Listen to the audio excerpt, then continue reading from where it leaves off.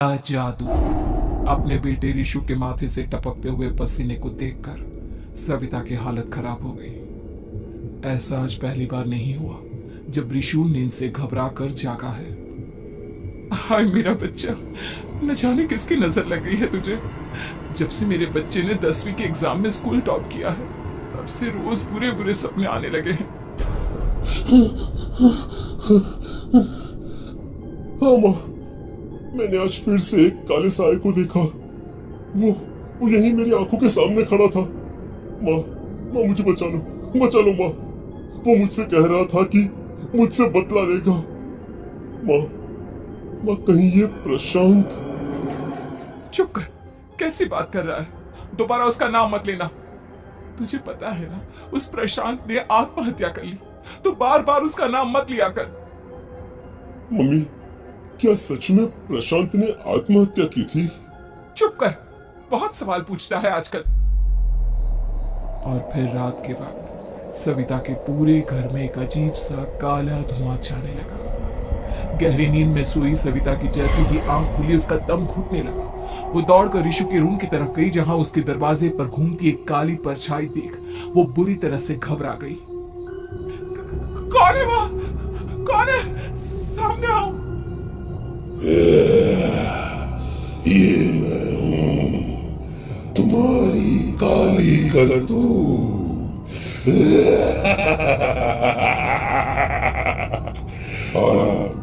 और मैं तुम्हारे बेटे को ले जाने आया हूँ।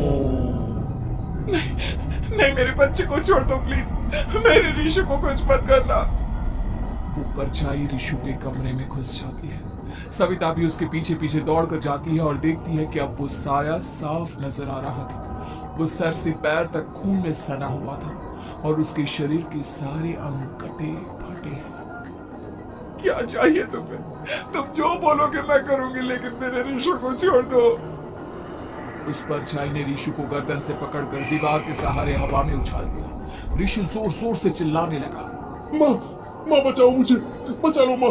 माँ ये मुझे मार डालेगा। माँ मुझे बचा लो माँ। नहीं ऐसा मत करो। मुझे मार दो लेकिन मेरे बच्चे को छोड़ दो। मैं तुम्हारे आगे हाथ जोड़ती हूँ। वो परछाई रिशु को जमीन पर गिरा देती है और अचानक वहां से गायब हो जाती है। रिशु, मेरा बच्चा, तू ठीक तो है ना? कुछ बोल बेटा, क्या हुआ है तुझे? मैं ठीक हूँ माँ। क्या हुआ था यहाँ पर? कुछ नहीं बेटा, कुछ नहीं। तू परेशान मत हो। हम कल ही गांव के बाहर जो तांत्रिक महाराज रहते हैं उनके पास चलेंगे। ठीक है माँ, हम जल्द ही उनके पास चलेंगे। मुझे बहुत डर लग रहा है माँ। ये बार बार मुझे डरावने सपने आना, ये सब हमारे साथ क्यों हो रहा है माँ? अगले दिन सविता अपने बेटे रिशु को लेकर गांव के बाहर तांत्रिक के पास जाती है। जिस जगह पर तांत्रिक रहा करता था वो जगह बहुत डरावनी थी।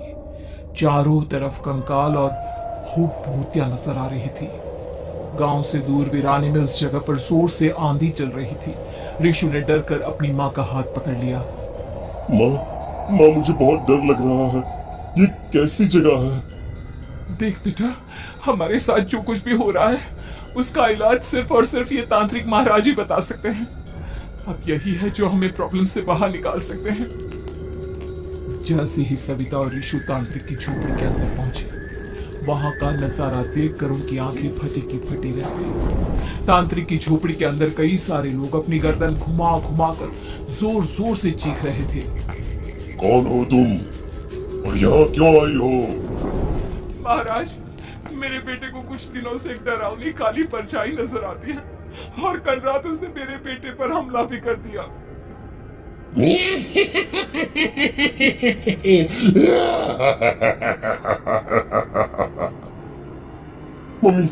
मम्मी हमें यहाँ से चलना चाहिए। ये जगह मुझे ठीक नहीं लगती।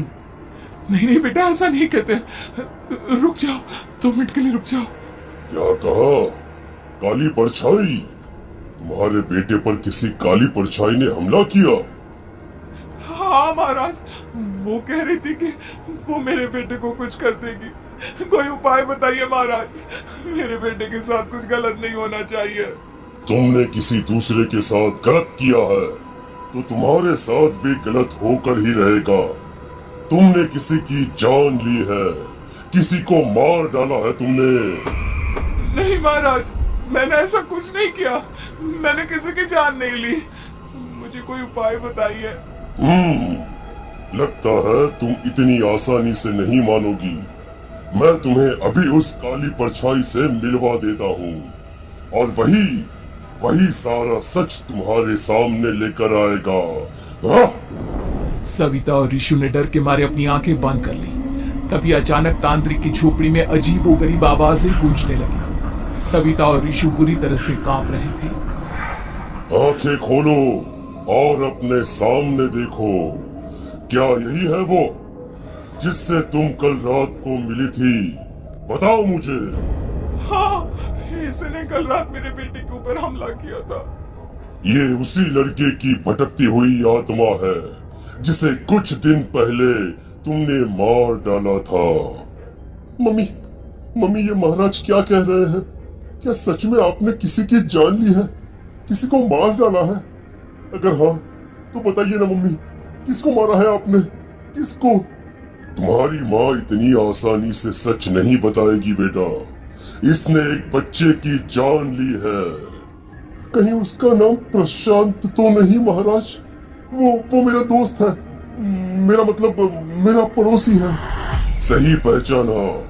देखा सविता, तुम्हारा खुद का बेटा भी जानता है कि तुमने किसी के प्राणों की बलि चढ़ा दी और इसीलिए अब उसकी बुरी आत्मा तुम्हारे घर में भटकती है।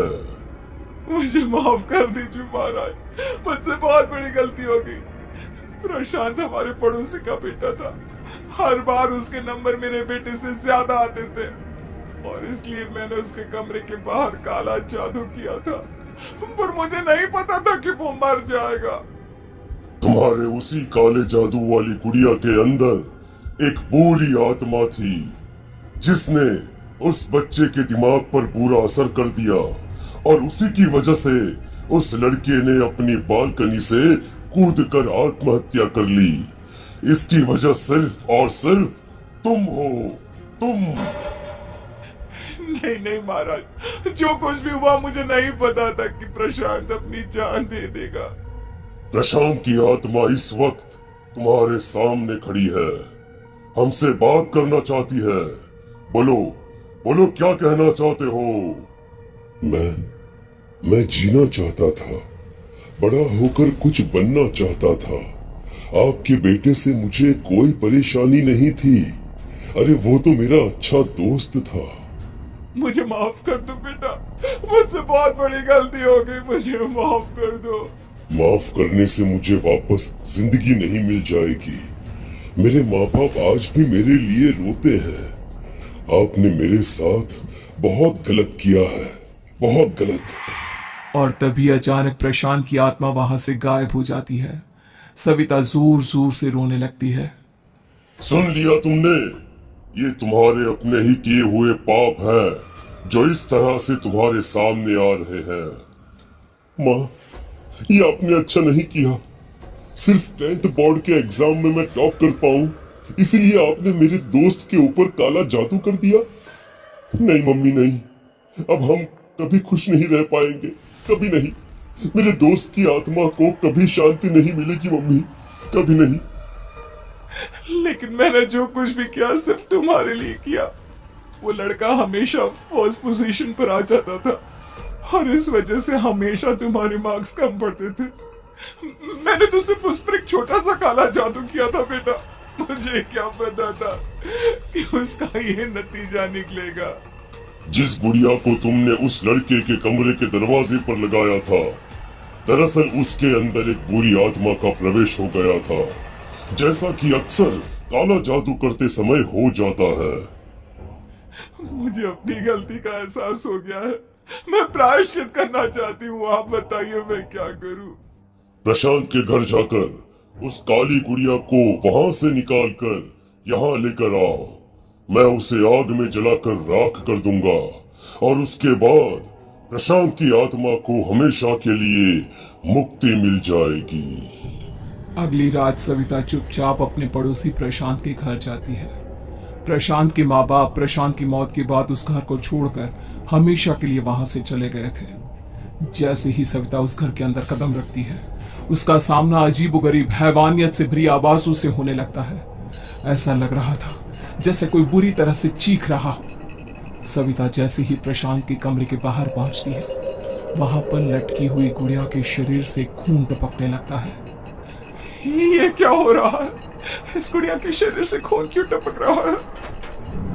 सविता हिम्मत करते हुए उस गुड़िया को वहां से उतारने की कोशिश करती है, लेकिन तभी अचानक से बहुत भयानक दिखने वाली औरत उसकी आंखों के सामने आकर खड़ी हो जाती है। मैं यहाँ से कहीं नहीं जाऊंगी, और अगर तूने मुझे यहाँ से हटाने की कोशिश की तो मार डालूंगी मैं तुझे। नहीं नहीं, मुझे तुम्हें यहाँ से ले जाना ही होगा, नहीं तो मेरा बेटा, उसकी जान को खतरा है। मैं तुम्हें नहीं छोड़ सकती। अगर तुम्हारे अंदर हिम्मत है तो मुझे इस घर से बाहर ले जाकर दिखाओ। और ऐसा कहकर वो औरत सविता के ऊपर हमला कर देती है और उसे हवा में उछाल उछाल कर जमीन पर पटकती है। लेकिन तभी अचानक मौका देखकर सविता अपने हाथ में ली हुई सुई उसके हाथ में चुभो देती है। हाथ में सुई लगते ही वो औरत जमीन पर तड़पने लगती है। ये क्या किया तूने? ये क्या कर दिया? तुझे ऐसा नहीं करना चाहिए था। तांत्रिक ने मुझे कहा था कि तुझसे जीतने का सिर्फ यही एक तरीका है जिससे मैं अपने पापों का प्रायश्चित कर सकती हूँ और अपने बेटे की जान बचा सकती हूँ। और उसके बाद वो डरावनी दिखने वाली औरत एक छोटी सी जादुई गुड़िया में तब्दील हो गई और सविता ने उसे ले जाकर तांत्रिक को दे दिया। तांत्रिक ने जादुई गुड़िया को आग के हवाले कर दिया।